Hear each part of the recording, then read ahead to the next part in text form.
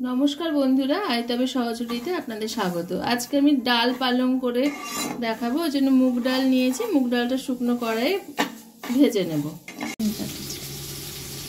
এর জন্য লাগছে পালং শাকগুলো ভালো করে কেটে নিয়েছি, ধুয়ে নিয়েছি, আর শিম কেটে রেখেছি বেশ খানিকটা, বেগুন কেটে রেখেছি, আর আলু, এছাড়াও মূলো এসব দেওয়া যায়, আমি এইগুলোই দিলাম।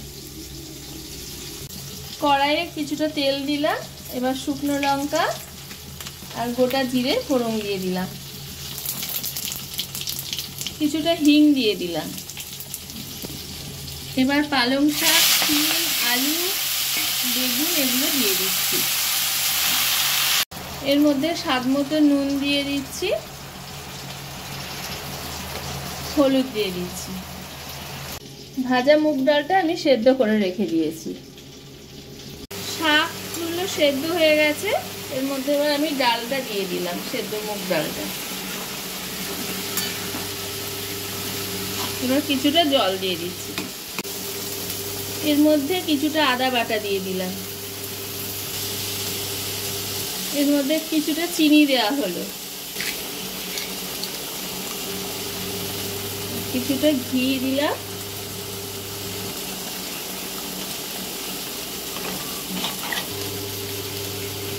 আমার ভিডিওগুলো আপনাদের ভালো লাগলে অবশ্যই লাইক, কমেন্ট, শেয়ার করবেন, আর ইউটিউবে হলে সাবস্ক্রাইব করবেন।